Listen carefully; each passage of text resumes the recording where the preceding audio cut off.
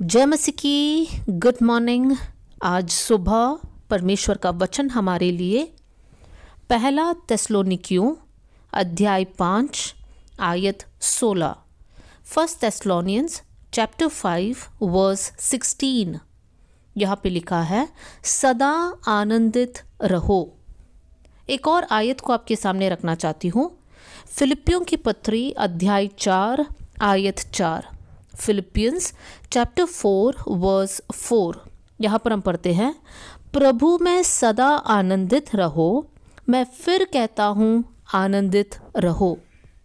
हम लोगों ने पहला तेस्सलोनिकियों से और साथ में फिलिपियों की पत्री से 2 आयत को पढ़ा। ये दोनों पत्री पौलुस के द्वारा लिखा गया है। दोनों पत्री में पौलुस कहता है कि हमें आनंदित रहना है। एक जगह पे पौलुस कहता है सदा आनंदित रहो और दूसरे जगह पे पौलुस कहता है प्रभु में सदा आनंदित रहो। मैं फिर कहता हूँ आनंदित रहो।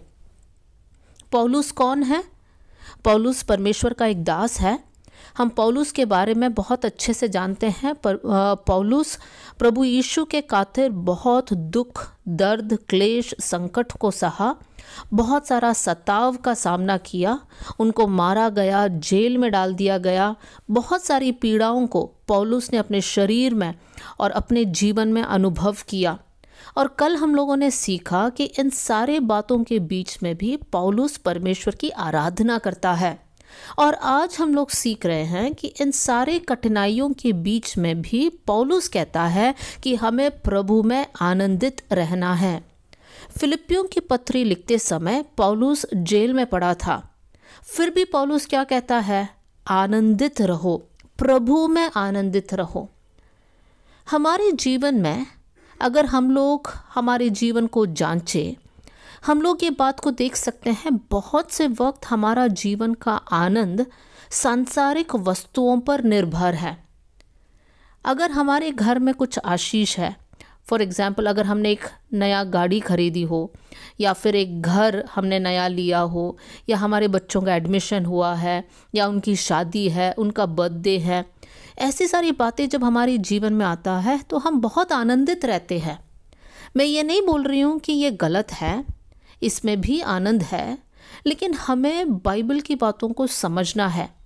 हमारी आनंद सांसारिक वस्तुओं पर निर्भर नहीं है, हमारा आनंद परमेश्वर पर है। परमेश्वर में हम लोग सदा आनंदित रहते हैं। मेरे प्रियो, हमारे जीवन में एक चॉइस है। यहाँ पर ये नहीं लिखा है हो सकता तो आनंदित रहो।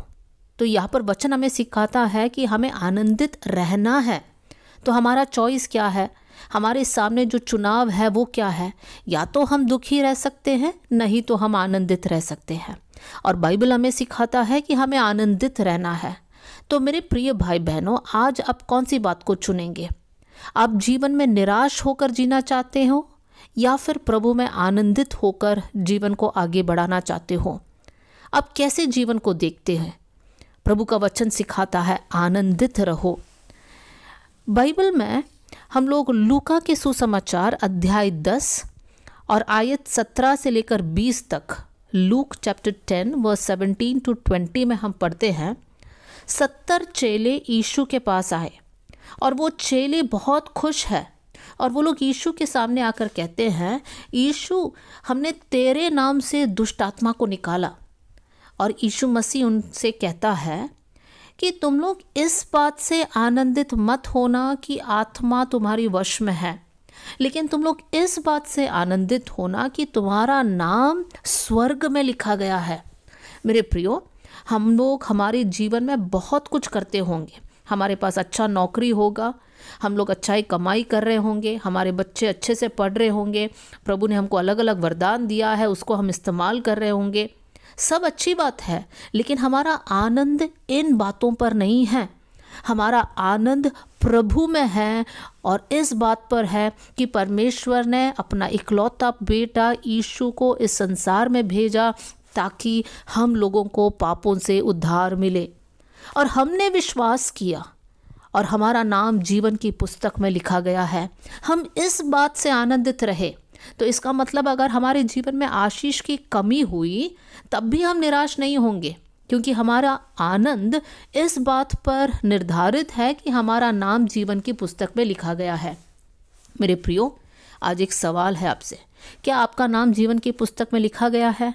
अगर है तो प्रभु में सदा आनंदित रहिए, निराश नहीं होना।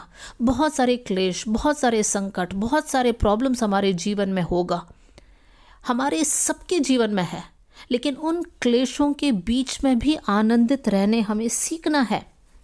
हम लोग याकूब की पत्री उसका 1 अध्याय और 2 आयत से लेकर 4 आयत तक हम लोग ये पढ़ते हैं कि जब हम नाना प्रकार की परीक्षाओं में पढ़ते हैं तब हमें उसे पूरे आनंद की बात समझना है, ताकि हमारा विश्वास के परखे जाने से हमारे अंदर धीरज उत्पन्न होता है, और धीरज को अपना काम करने दो ताकि हम पूरे और सिद्ध हो जाए। इसका मतलब जब हम प्रॉब्लम्स को फेस करते हैं, हमारे जीवन में प्रॉब्लम्स है, परेशानी है, उस समय हमें क्या करना है?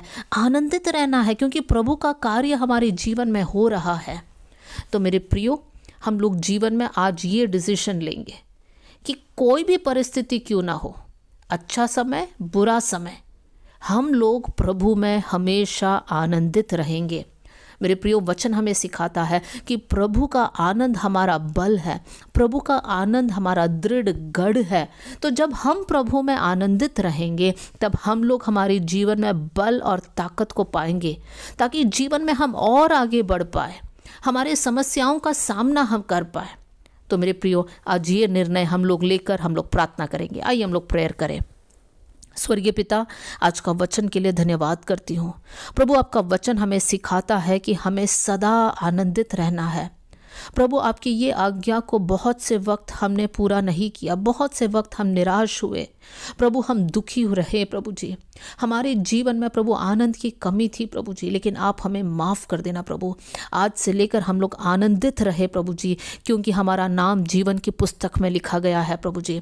परमेश्वर पिता, आपका आनंद हमारे द्वारा दूसरों तक बहने दे कर मैं प्रार्थना करती हूँ प्रभु जी। वचन सुनने वाले हर एक भाई और बहन आशीषित होने पाए, ये वचन उनको बल और ताकत देने पाए। आपने हमारी प्रार्थना सुन लिया, इसलिए धन्यवाद। आदर और महिमा आपको देते हुए यीशु के नाम से हम मांगते हैं, amen. God bless you all. जय मसीह की।